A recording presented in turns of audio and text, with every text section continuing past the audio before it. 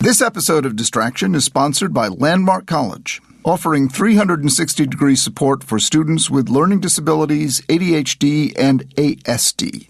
Learn more at lcdistraction.org. Landmark College, we teach differently.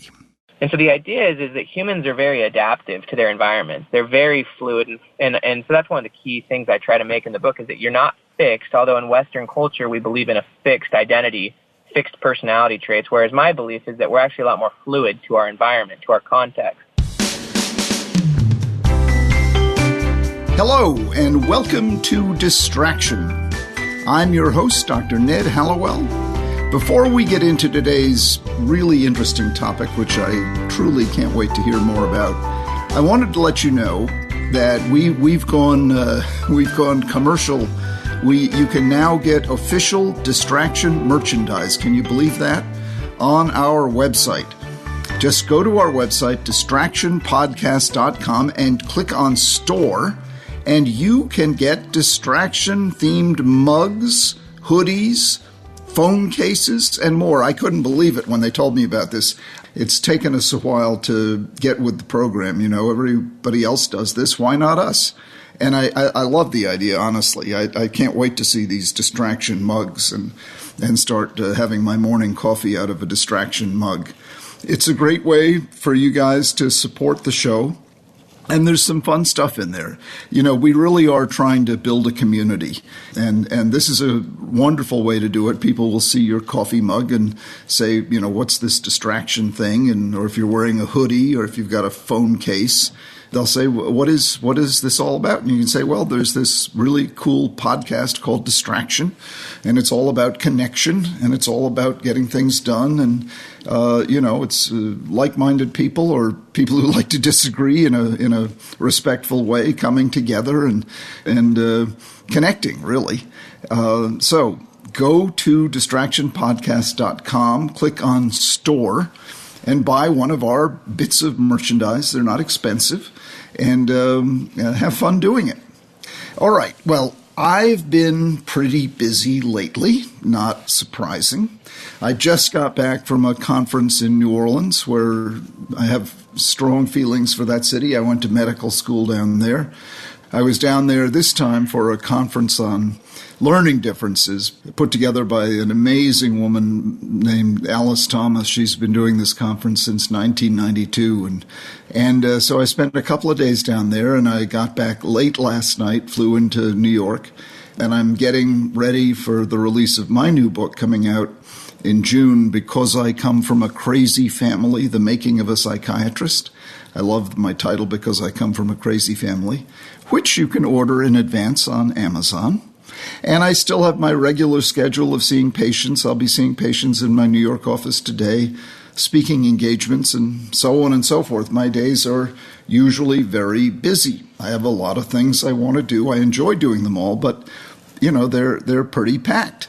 I do get a lot done, but I sometimes have more to do than I manage to sort of know how to arrange. And my problem is not so much getting done what I want to do, but there are things I want to do that I don't know how to get done. And I think that's maybe where today's guest can help. He's a getting things done expert, but in different ways. I think he can help you get things done that you know how to do but don't do. And I think maybe he can help me by helping me get things done that I don't know how to do. Anyway, his name is Benjamin Hardy. And he has a book coming out on the day that we're airing, March 6th. And I love his title. His title is sort of blows up a myth. Willpower Doesn't Work. And I love that. You grew up being told just buckle down and try harder and use your willpower. Well, Benjamin Hardy is here to tell you willpower doesn't work. And then the subtitle is Discover the Hidden Keys to Success. And he now joins me on Distraction. A little bit about Ben before I bring him on. He's the #1 writer on Medium.com. He's a trainer, a husband, a father. He and his wife, Lauren, live in Clemson, South Carolina. the home of a marvelous world-class university as well as one of the best college football teams around. They are foster parents of 3 children. He's about to complete his PhD in industrial and organizational psychology. He focuses on entrepreneurs and people who want to make things grow. Obviously, makes things grow himself. Welcome to Distraction. About to be Dr. Hardy. Thank you. Very happy to be here with you. Did that description fit you? For the most part. My wife and I actually adopted our 3 foster kids about 2 weeks ago. Oh my gosh! And it was a 3-year court battle, and it literally just ended about 2 weeks ago. So we went and celebrated in Disneyland. Wow. Well, let's come to your book. Tell us about Willpower Doesn't Work. Absolutely. So we, as Americans, or I know that this is probably a more global audience, but people living in Western society are very individualistic. We're very focused on ourselves, and we don't recognize the power of the surroundings, our cultural context, our environment, how our environment shapes our identity, our behaviors, our thoughts, our choices. Because we're so individualistic, we're primarily focused on ourselves, and so most of the self-improvement advice out there is going to be very individualistic. It's going to talk about willpower, goal setting, mindset, all sorts of things like that. And there's lots of research in psychology, even back from the 1960s and 70s, that talk about how focusing directly on mindset, goal setting, stuff like that, it's very ineffective.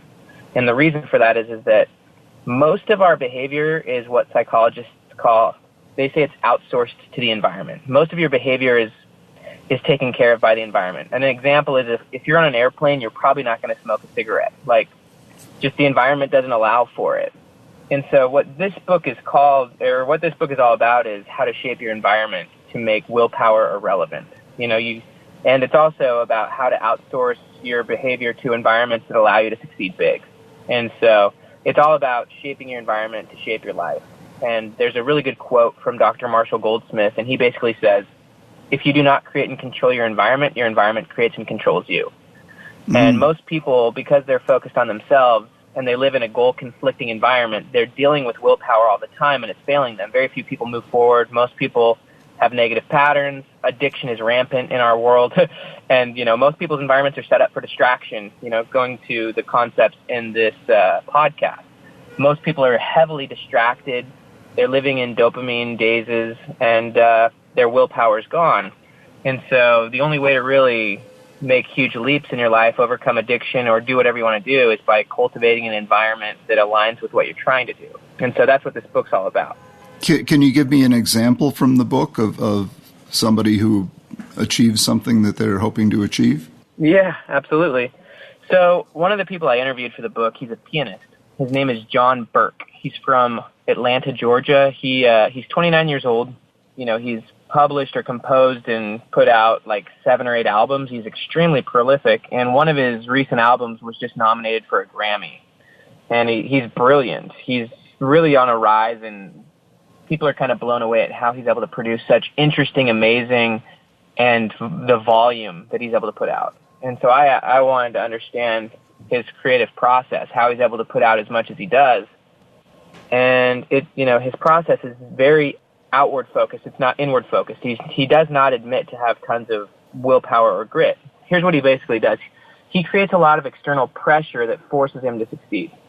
So on the day that he decides he's going to create a new project or album, even if he doesn't know the direction the project is going to go, just the day that he decides, I'm going to do a new project, the first thing he does is he calls his sound engineer.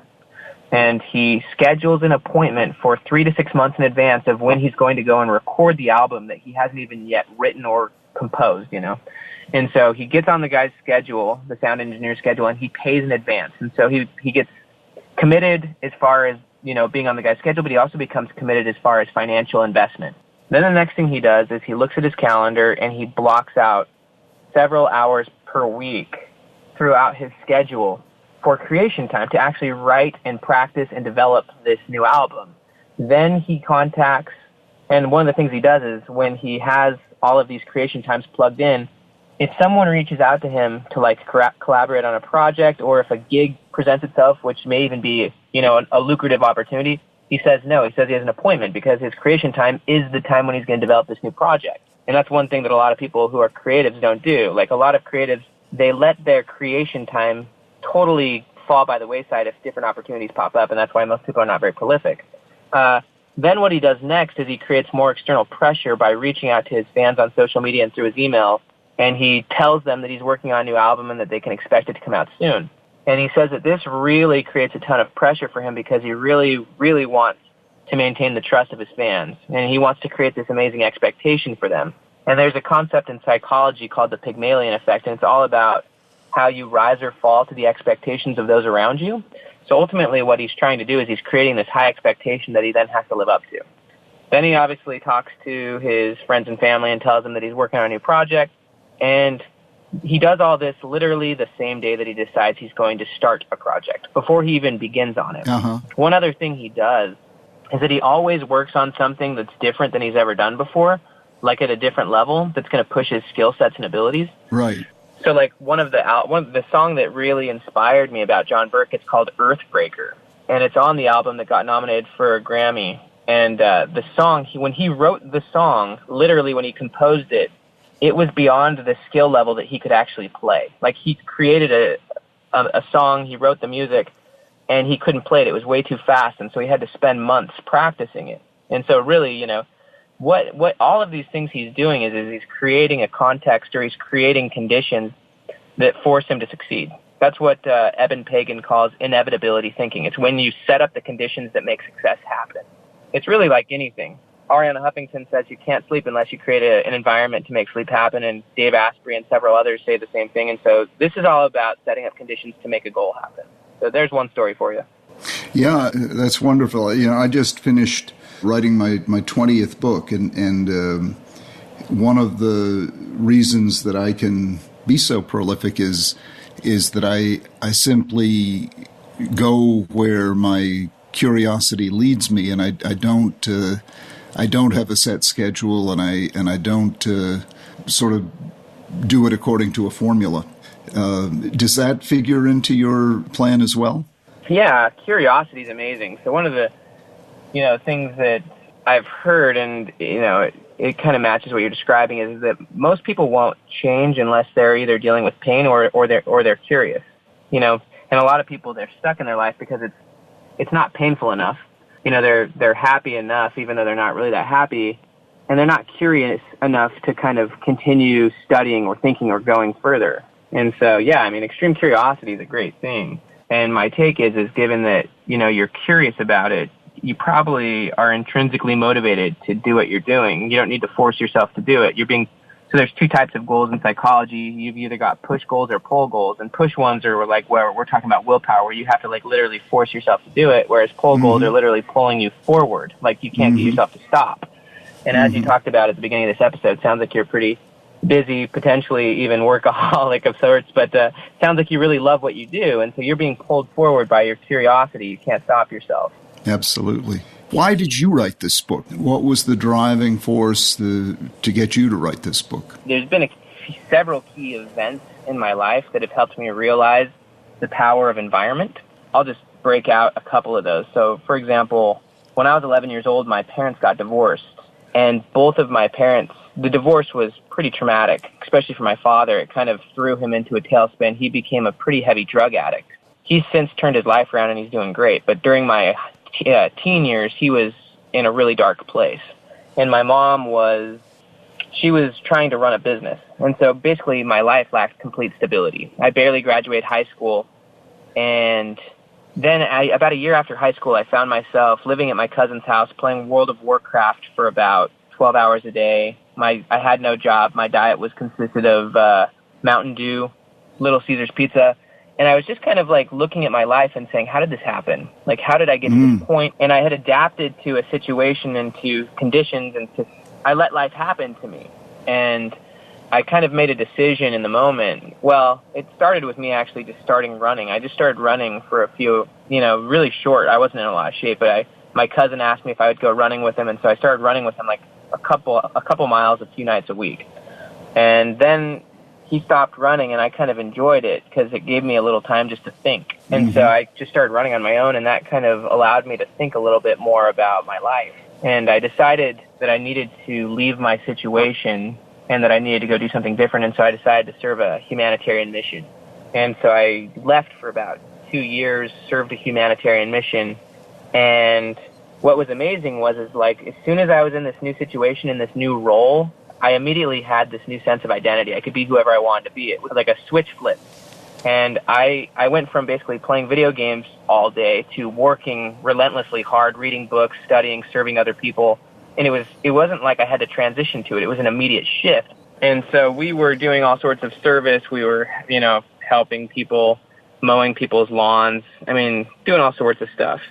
But I had this new role, this new identity, and I made a decision, I would become a leader in the mission and be helpful. And that was something, that idea would have never come to me in my prior situation. My confidence was shot.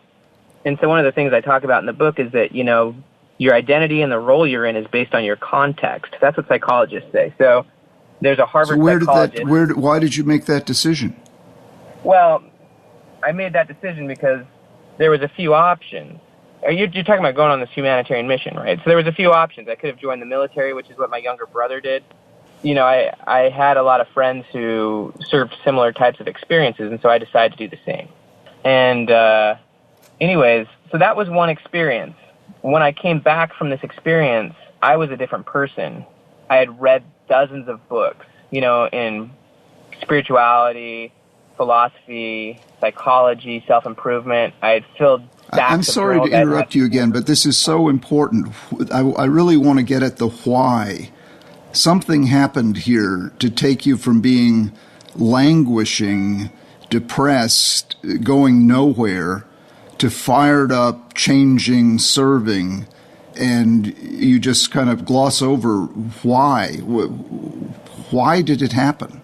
I mean, there's a few whys, One is that in my prior situation, I was stuck, whereas in my new situation, I was liberated. I had a lot more congruence with the role that I was in, with the person I could be, with the things I was doing.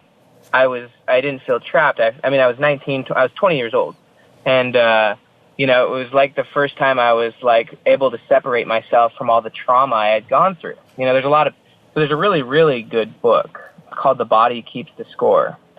And it's written by a medical doctor as well. I forget his whole name, Vessel, but he talks a lot about He's trauma. Actually a good friend of mine. His name is Bessel van der Kolk. He's brilliant man. And I've read a lot of his work, and I've read a lot of Dr. Gabor Mate's work, who also talks a lot about trauma. So, what had happened to me was that I had gone through a lot of trauma, which I think a lot of people have, and they just don't know how to process it. But what is talked about in The Body Keeps the Score is that when you go through trauma, your memories are framed or stored differently than normal memories. Normal memories are social, and they're contextual, and they're fluid. When you get new experiences, you reshape your memories, whereas with traumatic memories, they become decontextualized, they become isolated, and they become antisocial. And so what a person does is they usually withdraw. Most people don't talk about their darkest or hardest moments. And what happens when you do that is you freeze your personality. You stop yourself from being able to develop and take in new experiences. But when I was able to get out of those triggers, get out of that situation for a while, engage in some meaningful service and activity, and also be able to have people around me who could work me through my problems, where I could actually let them go, and I was doing stuff that I was really congruent with, right? I mean, it's not like I was not congruent playing video games all day. It's not who I necessarily wanted to be, but it's kind of what I fell into. And then I, made a powerful decision, left my situation, created this new role, this new situation, did a lot of meaningful service for other people, started reading good books, talked through my traumas, allowed them to heal. And truthfully, I was going through a lot of spiritual work as well. This wasn't purely psychological. For me, it was also very spiritual. And, to me, that was very healing as well. But that was one big thing. When I came back, I realized my situation was quite the same. A lot of my friends from high school were quite the same. And so I decided I needed to go to, surround myself with different types of people if I wanted a different path. Right. And so that was experience number one. Experience number two that was huge was becoming a foster parent. When my wife and I became foster parents of 3 kids, it was obvious that they came from a really different situation than we did. They had all sorts of, crazy behaviors that were the product of their situation, the product of their trauma, the product of their lack of stability. And so, there's a really big research study that happened. It's called the Equality. I actually forget it off the top of my head. It was done by 2 Harvard economists. It's called I should know because it's totally quoted in my book, but I haven't actually studied it directly for about a year. But basically what they did is these 2 economists studied what a person's chance for mobility, like financial mobility is, depending on where they live. And what they found is that depending on the neighborhood you live, depending on the county in which you live, your chances of upward economic mobility are totally based on your, literally where you live. And they say that, and they talk about how every year that a child can spend living in a good neighborhood radically upgrades their chance of upward economic mobility. And so basically what we watched happen to ourselves and to our 3 kids over the last 3 years is a huge transformation. Me and my wife had to adapt to becoming parents. We were both never been parents before. We were both graduate students. We now had exposed to us all of these, things that we had never done before. We were now dealing with kids crying and throwing tantrums and stuff. We didn't know how to handle that. And so that forces you to adapt. How old were the kids? They were 3, 5, and 7 when we got them. They're and now. You were how old? 26, maybe 26. Wow. Yeah, so that's 3, 5, and 7. And I was in a full-time PhD program. And here's what's interesting. So first off, we were forced to adapt, and that's a lot more powerful than getting an academic education. I can just tell you, when you're forced to learn, when necessity is the key, you learn because you have to, not because you want to. And I'm sitting here in a PhD program getting a theoretical education, and I'm at home getting an experiential, transformational education. Right. And so, Viktor Frankl, in Man's Search for Meaning, he talks about the biggest surprise to him about being in the concentration camp was how fast the horror and shock of being in a concentration camp turned into apathy. Basically what he said is, and he talked about sleeping comfortably, and that's a really weird word, but he said he found himself sleeping comfortably next to, I think, 9 other people on a small cot. And he said, and this is his exact quote from the book, "Yes, a person can get used to anything, just don't ask us how." And so the idea is that humans are very adaptive to their environments. They're very fluid, and so that's one of the key things I try to make in the book is that you're not fixed, although in Western culture we believe in a fixed identity, fixed personality traits, whereas my belief is that we're actually a lot more fluid to our environment, to our context. And that's what I saw in myself. My wife and I were forced to adapt. We learned how to be parents. Our kids have adapted to our environment. And a lot of this matches a lot of the new science in epigenetics, which talks a lot about how, your at the cellular level, and your genetic expression is a lot more of a product of your environment, the habits you're in, the foods you eat. Your brain is fluid and, plastic. And so we've watched a huge biological shift in our kids since they've been in our house as they've eaten different types of food, gotten different levels of psychological attachment. We've got them in Montessori school. I mean, these kids were in survival mode. And so that was experience number 2, is just watching this huge transformation occur in myself and my kids. And then I just really started digging into studying stuff like addiction, behavior change, and realizing that context is huge and that addiction is really more environmental than it is anything else. I mean, there's lots of really cool research on that. And so then I just dug into my studies. And ever since then, I've kind of used environment as my key strategy for making transformation. So in the book, I talk about investing money into mentorships and into mastermind groups and surrounding myself with people who are making, 10 times or 100 times more money than me and quickly learning from them in the same adaptive way that I was forced to learn, as a foster parent. So rather than opening up books, and it's good, I love books. I just wrote this book. I'm all about getting a theoretical understanding, but the purpose of this book is to say you're going to learn a lot faster if you force yourself to learn by putting yourself into demanding situations. And I'll finish this rant with one last quote, and it's from the historian Will Durant. who wrote, the 11-volume series, The Story of Civilization. And Will was asked the question by some interviewer. He was saying basically, the interviewer asked him, what caused history to go the way it did. He said, was it the great men, the geniuses? Basically, it was the assumption that history is shaped by very important figures, which is a really individualistic perspective, and it's kind of the perspective that most people have, is that there's certain individuals that shaped history and culture. And what Will Durant said is, he said, absolutely not. He said, the heroes that we're talking about actually formed the function of meeting the demands of a situation. He said, history was shaped not by these giants, but it was shaped by necessity. It was shaped by demanding situations. And then he said, the ability of the average man could be doubled if their situation demanded it of them. And so that's what happened to me. I would never have been able to learn patience or empathy or the things that I learned through books that I learned I could have maybe learned it slowly, but experiential education is huge. And so those are just some of the key things that taught me that environment's big, and now, everything I do is about putting myself in the right situations that force me to adapt in really interesting and powerful ways. Well, that's wonderful, Ben. I think your book, Willpower Doesn't Work, is going to be a terrific read for everybody, and your story is a wonderful story, and those three kids are really lucky to have found you and your wife, and you're lucky to have found them. Thank you so much for coming on our podcast. You're a remarkable man, and yes, Bessel's book is a wonderful book. The Body Keeps the Score. Yeah, it's a very important book. I recommend it to everyone. It is. Well, thank you so much. Absolutely. Thank you, Ned. Thanks again to Ben Hardy for being on the show today. I thought, what an interesting man, what an interesting study to take what had been a difficult growing up and then all of a sudden to just flip it, turn it into something, transform it into something totally different, and to take what could have been a lost life and turn it into something just the opposite. It's amazing how this kind of thing can happen. I having lived a little bit of that myself, I find those kind of stories particularly compelling, interesting, and ultimately kind of mystifying. But not. We can talk more about that at another time.